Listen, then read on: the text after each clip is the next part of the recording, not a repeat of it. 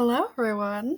This is the really exciting and fun presentation for you to learn how to become a PA. You can learn your goals, visualize what your future looks like, and decide if this is the career that you want to pursue. Before getting started with the information that you need to know about being a PA, I would like for everyone to think about why you would like to become a PA. What is your motivation? What is your goal for becoming a PA? Do you want a fun job? Do you want to be moving around? I want you to try and visualize yourself being a physician's assistant, and can you see yourself happy and successful and thriving? Do you have a reason why you want to be a PA? All those kinds of things.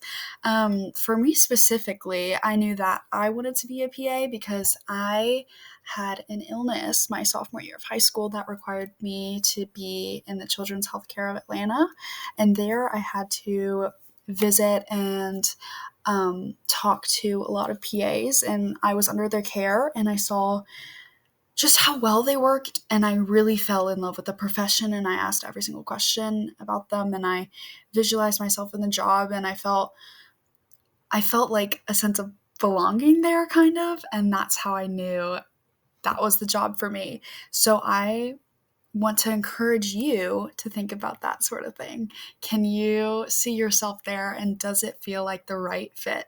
And if it does, then that's perfect. And you can continue on with the presentation.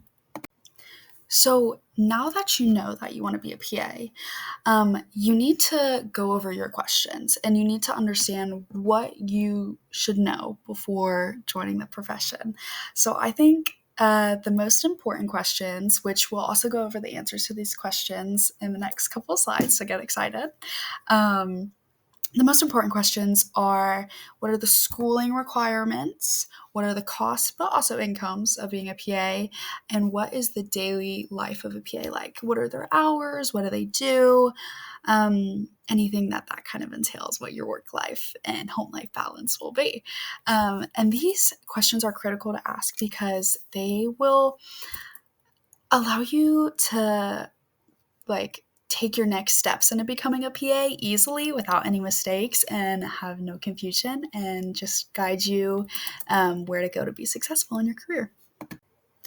The information that you'll find about schooling stems from various sources. Most of them come from the AAPA, and it covers what you will do before entering a PA program, and then what you do after you enter a PA program.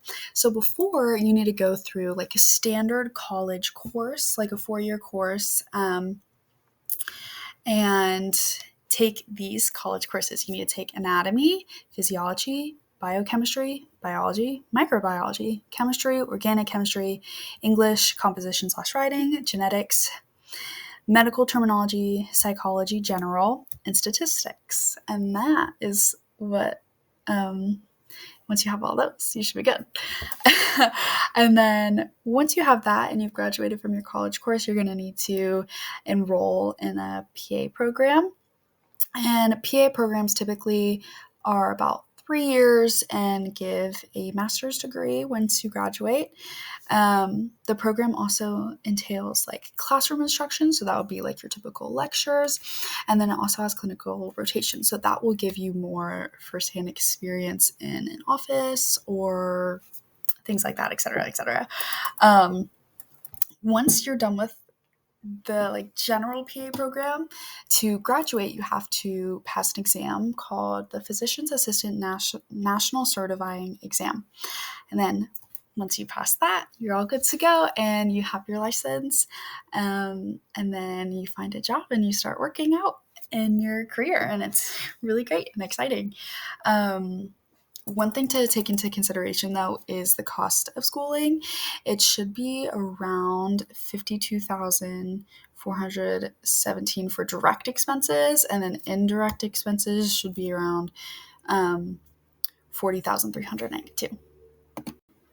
Other than cost, you need to know what your income as a PA is, which I think is very important. That will set up where you live, how you live, your budgeting, etc. So, according to the Bureau of Labor Statistics, physician's assistants on average will receive about 133,260 on average each annual year, which I think is pretty good. So keep that in consideration. For your daily life, it really can vary what kind of shifts you have, but typically you'll have 12-hour shifts. And you'll have 3 of those per week, which means you have 4 days off of the week, which I think is really nice. And that ties into a really good work and home life balance, which I love.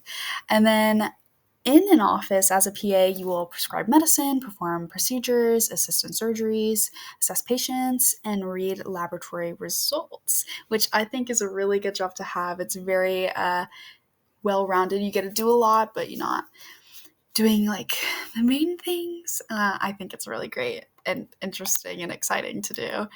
And then also, yeah, your income again is 133,260. So you'll have, I would say, an ample amount of money to be well off, and you can kind of visualize where you're going to live, and if you could start a family or have any pets, etc.